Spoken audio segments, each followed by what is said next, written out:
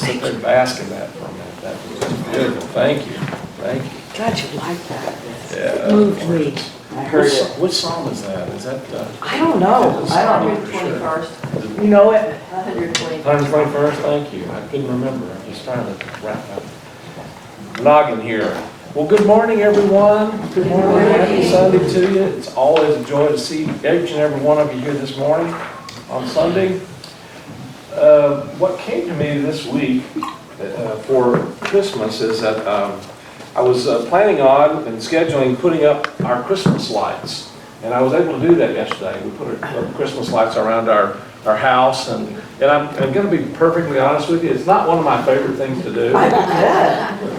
I don't know why it's not, because once I get them up, I love them. But it's just for some reason I'm doing them. But this time I actually really took it as, and took on the chore of putting them up as kind of a spiritual practice, that I was actually just kind of practicing just being present in what I was doing. And it made it a lot better. It made it a lot easier, and it turned out to be a good workout for me, and so that was a good thing. I can always use that, right? But this week, my lesson came to me about light, and the idea of we celebrate Christmas, and it is coming forth of the light into the world. And it occurs to me that light is actually the theme of almost every religion. Do you realize that? It is actually in every religion. It's actually a part of the symbolism and the significance of almost every religion in the world. In some way, it's about bringing light. And light really is significant, I think, for us on lots of different levels. And it's important for us, for our wholeness and for our sense of well-being, for our sense of who and what we are. But it's also, even just on a physical level, we're not going to live very long without light. You realize that? And having lived in the northwest part of this country for several years, I can share with you that your well-being is absolutely tied to light. I was one of those people who had to sit in front of lights while I was in the northwest because my body really needed more light. Well, and the thing I'm conscious of, not only does our body need light, but we need to experience light in all aspects of our being, because that's the reality of who and what we are. In the beginning, God said, "Let there be light." And there was light. Everything starts with light. And you are an expression of, and you come out of that very creative power and energy that we call and refer to as light. Light in and of itself is the energy of the universe, and it is the creative energy of the universe, and is symbolic of all of the creative energies of the universe.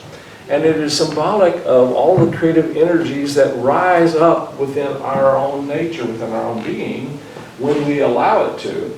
And when we allow ourselves to be instruments and channels of that energy and that light. Of course, I came across some wonderful stories. George Carlin says, indoor electric illumination is often referred to as artificial light. How can it be artificial? The way I look at it is this: if I can read by it, see myself in the mirror, and recognize my friends, it's probably as real as I'm ever going to need it to be. So, light is really all about, it doesn't matter where it's coming from, because all of it is the same. Ultimately, light is light. I came across one by one of my favorite comedians, Stephen Wright. Some of you know about his dry humor. He says, "I installed a skylight in my apartment, and people up above me are furious about it."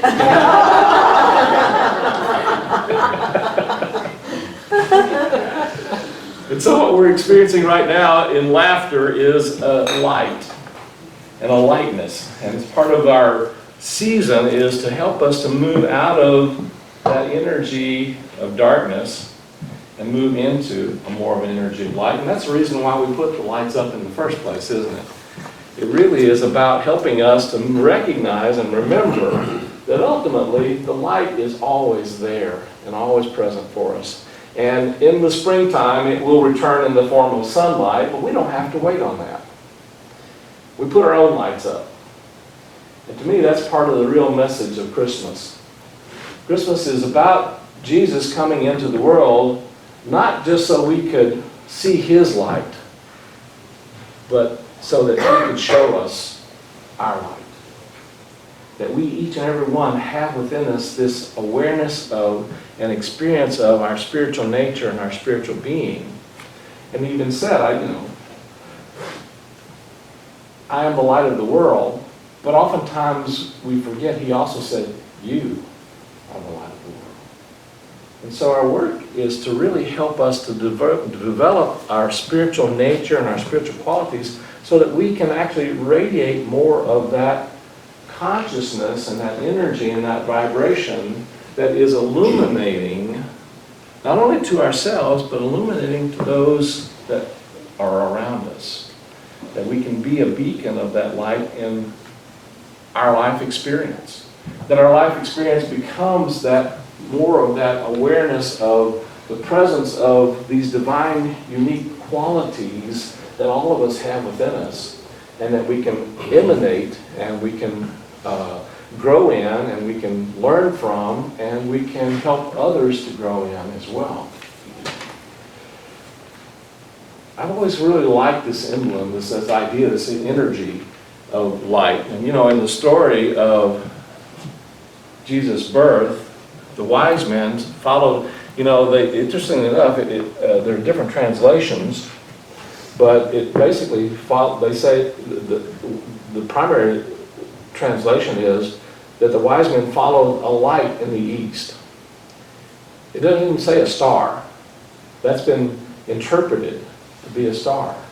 But they followed a light in the east. And to follow a light in the east really is representative of following that inner light. The east represents the inner world. And so it's a light that exists within our own nature. It's a light, it is an awareness of an awakened consciousness. Light represents intelligence, it represents understanding, it represents wisdom, it represents compassion, it represents love, it represents kindness. It represents all of these different unique spiritual qualities that each of us has, and that we're each unfolding in different ways and different shades and even different colors and hues.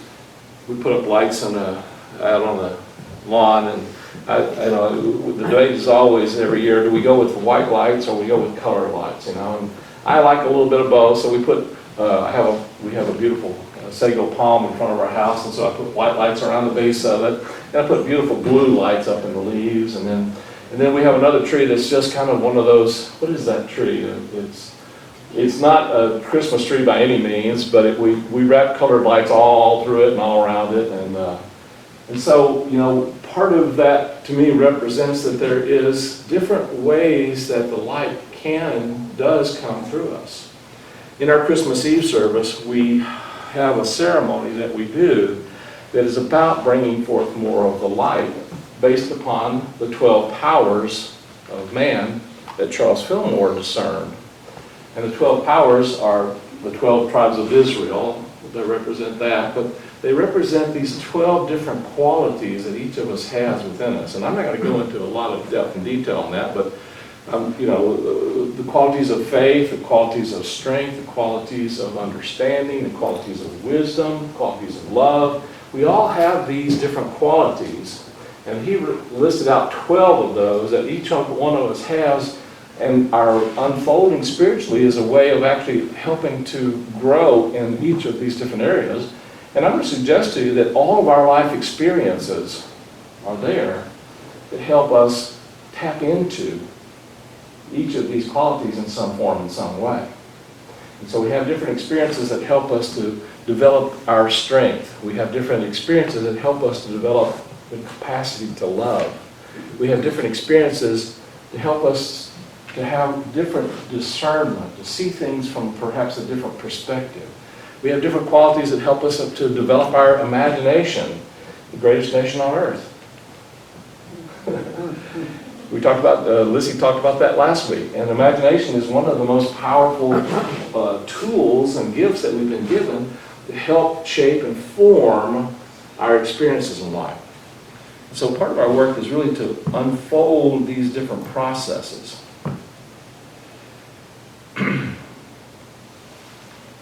A consciousness of light and awareness of spiritual illumination is the first step in healing of any personal difficulty, even as it was the first step in the process of creation. This is from Charles Fillmore. Consciousness of light and awareness of spiritual illumination is the first step in the healing of any personal difficulty, even as it is the first step in the process of creation. So whenever we are faced with a challenge, whether it be a healing challenge or any kind of difficulty in life, the first thing we want to pray for, the first thing we want to open ourselves up to is light. To be illumined. To be illumined really means to lift our energy and our vibration to a higher perception and perspective and to a higher vibration so that we can experience that whole circumstance and situation not from the level that created it in the first place, but from a higher place. Albert Einstein said you can't solve a problem on the same level of thinking that created the problem in the first place. So if there's something going on in your life and your world today that seems like it is an emanation of darkness, the first step is open yourself up to the possibility that there's light, even in that experience. And open yourself up to knowing and seeing more of the light that's present. Because it's always present, even in the darkness. To me, that's the real message of what Christmas is about. Christmas is really about an understanding that the light is always there and always available and always ready to come through in some way, in some form, often in ways that we seem are very innocent, like a baby lying in a manger. There's light. And regardless of what's happening in your life or the world today, you and I are here because we are called to become more conscious and aware of the light, not just in the world, but the light that is in us that's being called upon. And to help us to really get an awareness of what is ours to do and what are we contributing in terms of allowing the world to be brought into a greater knowing of the possibilities of good in the world. I came across an interesting story about a woman who had been taking a voyage many, many years ago, back when the ships were wooden and it was they were kind of very leaky and it was very hazardous, and they were in they had to take landfall, and it was in a storm and it was pitch black, couldn't see anything, the winds were blowing, the storms were, and it was just a really frightening situation, but they had to get off of the boat and onto land. And in order to do that, all they had really was a wooden plank to get them from the boat to the land. And the water and the waves were high, and it was actually to a dock, and so water and waves were high, and she knew that if she couldn't walk across this plank, she was going to wind up falling in the water and drowning because she couldn't swim. But one of the seamen had a particular type of lamp that he lit. And in this lamp, it was a lamp that he was able to light that actually just shone a beam of light. And that beam of light, he said, now, what I'm going to invite you to do, I'm going to ask you, I know you can do this, but what you want to do is, everywhere that light shines is where you want to put your foot. Don't put your foot either to the right or to the left. I'm going to shine it on this plank, and you're going to walk across this and in a plank about this wide. How do you think you could do that in the middle of a storm? That'd be quite an adventure, wouldn't it? But he held the light for her, and every time she took a step, she moved it forward a little bit. And every time she took a step, he moved it forward a little bit. And she was able to walk across this plank in the dark, in the middle of a storm, because she stepped forward into the light. Isn't that a great metaphor? Isn't that a great story? You know, regardless of what's going on, the storms of life, we all have those. There are things that are going on in our world that, I'll be honest with you, I look at and I have challenges sometimes, seeing the light. But that's part of my work, isn't it? Part of my work is to put my foot into the light, to step into the light. To not just step into the light, but I believe, as Gandhi said, he didn't say it this way, he said, be the change you wish to see in the world. But I think the same is true. Be the light that you wish to see in the world. Instead of trying to get some awareness of the light, first of all, align yourself with the knowing that you are a spiritual being. And as a spiritual being, your work is to be the light of the world. Is to radiate the light outward. And so if you're having trouble seeing light out here in the circumstances and situation of life, then that is a good sign that your work is not necessarily to try and find it, although that is part of your work. But the first step is to pray for illumination. And when you pray for illumination, not just an awakening, an awareness, but pray to be the light in that circumstance and situation. Are you hearing this? Your job is to be the light in that circumstance and situation. Now, you may not know how to do that, but that's why you pray for illumination, right? You pray for guidance. You pray for seeing the next step, not necessarily the whole path, but seeing the light that is right in front of you, to see what is yours in that moment, in that circumstance, in that situation. And by doing that, and by taking that step, you're stepping into being that presence, and that power, and that light that Jesus talks about, of being the light of the world. And it's not always easy. It's challenging sometimes to look beyond the darkness. In Genesis it says, and God said, let there be light, and there was light. And I believe that's what we need to say to ourselves in all of these different challenges and circumstances that you might find yourself faced with. Let there be light. The truth of the matter is, there already is light. So maybe what we want to also affirm is, let me be light. If I can't see it, maybe I need to be it. Maybe it's mine to do. Maybe it's mine to bring. Maybe I am actually the candle in the darkness in that circumstantial situation. And so the prayer can be, how can I be light to this person, to this circumstance, to this situation? And to me, really being light has to do with seeing the truth. It has to do with the ability to look beyond the appearances, to look beyond the darkness and see, perhaps it's praying for another person. In praying for another person, I think we've all been taught to beg and beseech something out there to come and change things and try and get something or someone to be different somehow. Right? That's how we've traditionally been taught to pray. But I'm going to suggest to you that by being the light and seeing the light, our work is not necessarily to try and make things right, but to see it rightly.